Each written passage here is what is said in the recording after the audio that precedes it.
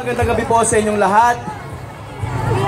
Talagang excited na kayong makita kung sino ang tatanghalin na mutya ng Noveleta ngayong gabing ito. Excited na ba kayo?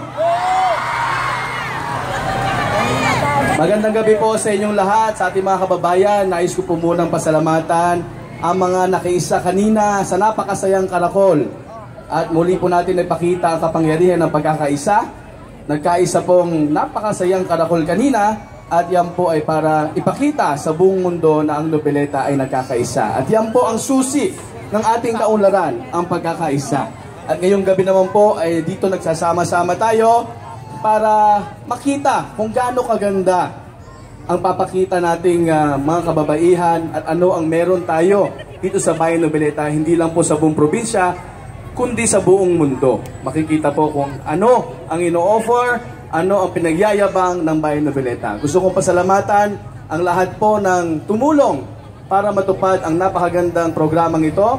Unahin po natin ang buo-buo ng Sangguniang Bayan sa pangunguna ni Vice Mayor Donnie Torres. Nandiyan po ba sila? Programang ito. Siyempre, kasama po natin ang bumubuo ng Mutya ng Pilipinas. Andiyan po ba sila? Para yung mananalo po ngayong gabi ay magkakaroon ng tsansang lumaban sa national pageant ng Mutya ng Pilipinas. Ang ating bayan, ating probinsya bilang isang magaling, maganda at kahanga-hangang nilalang. Yung ating mga balikbayan, yan, nakita ko dito. Marami po tayong mga balikbayan friends at mga kaibigan. Maraming Noveleta. Ma'am, salamat po sa suporta sa Mutya ng Noveleta. Ganon din po ang BNY, Boucher, Goldilocks, Personal Collection, at syempre yung Skyjet Airlines na sumusuporta rin po sa atin. At ganon din po ang RCPJC, ang Mercury Drug, BPI, at Caltex Noveleta. Sila po ang mga nagtitiwala. Alam nyo naman, first time po ito. First time nating gawin yung Mutya ng Noveleta. Kaya nagtutuwa po ako sa mga una rin nagtiwala para suporta ng napakagandang programa po na ito.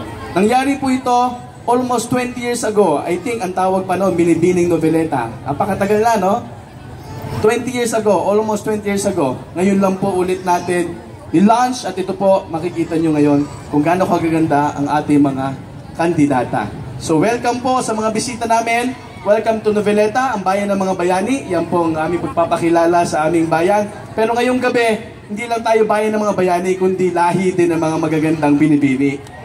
Okay ba yan? Okay, so pasalamatan din po natin. Mamaya makikilala niyo ang ating mga board of judges, mga celebrity friends. Mga celebrity natin, mga kaibigan, mamaya po ipapakilala sila isa't isa. At siguro para magbigay ng opening song number, ito pong batang ito, huli ko siya nakita, inaanak ko kasi ito eh. Huli ko siyang nakita nung dumalo sila dito.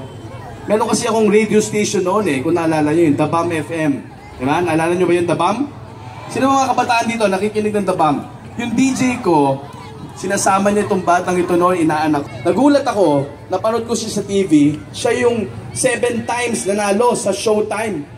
7 times ha? Kaya sabi ko sa kanya, baka pwede ka maimbitahan at kumanta ngayong gabing to. Hindi lang po siya kakanta, kundi nag-compose pa siya ng team song ng Mutya ng Noveleta. So gumawa siya ng sariling team song natin para sa Mutya ng Noveleta. So maririnig po natin ngayon, J. Chris Rodrigueza. Maraming salamat po.